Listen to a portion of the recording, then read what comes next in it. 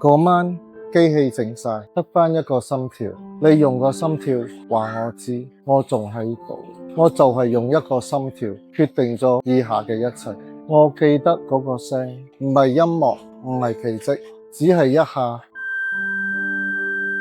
係一間靜得機器聲嘅房入邊，得返一下。醫生冇出聲，護士冇出聲，我哋都冇出聲，因為我哋知道嗰一下唔係普通嘅一下，係你話俾我聽，我仲喺度，唔好放棄我。我冇讀過護理，唔識睇報告，但係嗰一個心跳我明白，所以我心入邊話返你知，我聽到你嘅，我哋唔會放棄你。